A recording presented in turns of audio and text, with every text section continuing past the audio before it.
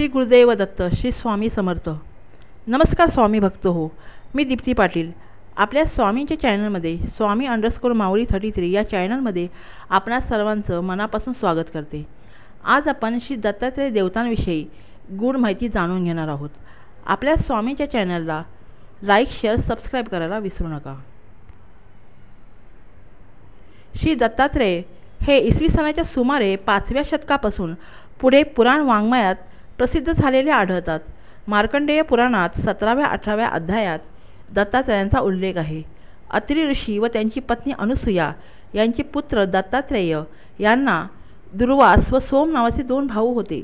हिंदू पौराणिक साहित्यानुसार हे तिन्ही भाऊ दत्त, सोम आणि दुर्वास हे ब्रह्मा, विष्णू, महेश यांचे अवतार मानले जातात.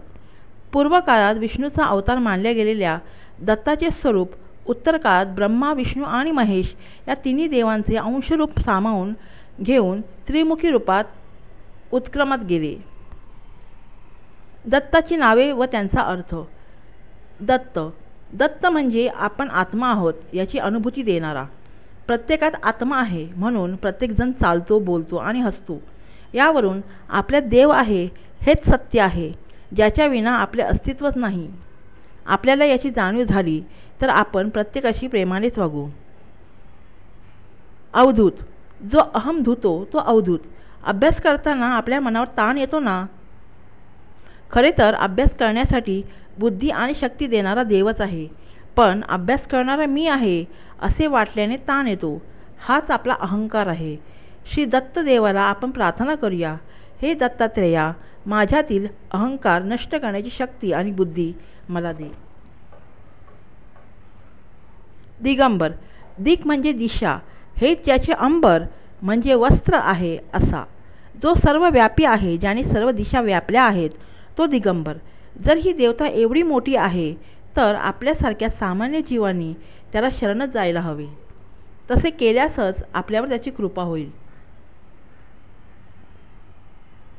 श्री दत्तात्रेय ध्यानातील प्रतिकात्मता. 3 तोंडे, 6 हात, 2 पाय, चतुर्वेद दर्शक 4 श्वान व जवळ कामधेनू अर्थात गोमाता असलेले श्री दत्तगुरु हे ब्रह्मा, विष्णू, महेश यांचे एक स्वरूप अवतार आहेत. गाय. दत्ताच्या मागे उभी असलेली गाय पृथ्वी आणि कामधेनू यांचे प्रतीक आहे. हे पृथ्वी किंवा मायेचे प्रतीक मानले जाते. कामधेनू आपल्याला जे हवे ते सर्व देते. पृथ्वी आणि गायही आपल्याला सर्व काही देतात. श्वान. 4 श्वान. हे ऋग्वेद, यजुर्वेद, सामवेद आणि अथर्ववेद या 4 वेदांचे प्रतीक आहेत. काही विद्वानांनी यावरून ही अवैदिक असल्याचे अनुमान काढले आहे. दत्त संप्रदायावर प्रारंभी नाथ संप्रदायाचा प्रभाव होता. भिक्षा मागण्यासाठी नाथजोगी जेव्हा गावोगावी सातत्याने संचार करत तेव्हा त्यांच्याबरोबर गायीची खिल्लारे आणि त्यांच्या रक्षणासाठी श्वान असत. नाथ संप्रदायात आदिगुरूचे स्थान पावलेला महायोगी दत्तात्रेय हा स्वरूप पावला असावा. औदुंबर वृक्ष. दत्ताचे पूजनीय रूप. या वृक्षात दत्त तत्व अधिक आहे. दत्तात्रेयांचा निवास सतत औदुंबरतळी असतो अशी श्रद्धा असल्यामुळेच अनेक दत्तभक्त गुरुचरित्राचे पारायण येथे आवर्जून करतात. 6 हात. विविध प्राचीन ग्रंथात दत्तात्रेयांचे स्वरूप एकमुखी, द्विजमुखी किंवा चतुर्भुज दाखवले आहे. तरी दत्त संप्रदायाने मान्य केलेल्या मूर्तीच्या संदर्भात विचार करावयास झाल्यास त्या मूर्तीला 6 हात ब्रह्मा, विष्णू, महेशाचे प्रतीक असून ब्रह्माच्या हातातील माळा व कमंडळू तपस्व्याचे सत्वाचे प्रतीक म्हणता येईल. विष्णूच्या हातातील शंख आणि चक्र ही आयुधे रजाचे, तर महेशाच्या हातातील त्रिशूल आणि डमरू तमाचे म्हणजेच संहाराचे प्रतीक मानले जाते. झोळी ही अहंकार नष्ट झाल्याचे प्रतीक आहे. झोळी घेऊन दारोदारी हिंडून भिक्षा मागितल्याने अहंकार नष्ट होतो. वेश. पुराणातील दत्तात्रेयांचे स्वरूप श्रीमान विष्णूसारखे असले तरी मस्तकी जटाभार, पायी खडावा, अंगाला विभूती, काखेत झोळी लटकवलेली, व्याघ्रांबर परिधान केलेली मूर्ती तो अवधूत दिगंबर योगी असल्याची द्योतक आहे. दिगंबरा दिगंबरा श्रीपाद वल्लभ दिगंबरा. या दत्तात्रयांच्या महामंत्राचा गभितार्थ. या मंत्रामध्ये पहिला दिगंबर शब्द म्हणजे खरा मी याचे अनुसंधान.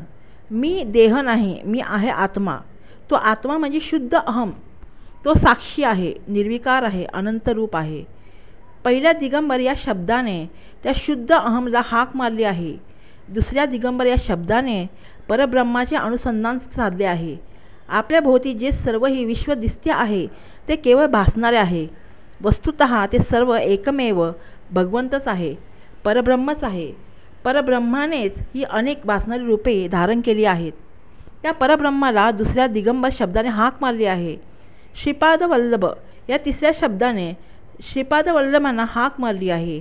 श्रीपाद वल्लभ भगवंताचे सगुण साकार रूप आहेत. ते भगवंताचेच अवतार आहेत. त्यांना संबोधन केले आहे. चौथ्या दिगंबर या शब्दाने प्रार्थना केली आहे. माझ्यातील सर्व विकार नाहीसे करा. मला लवकर आपल्या जवळ न्या. आपले स्वरूप मला प्राप्त होऊ दे. मी देह असे जे मला वाटते आहे तो माझा भ्रम आहे. तो भ्रम नाहीसा करा.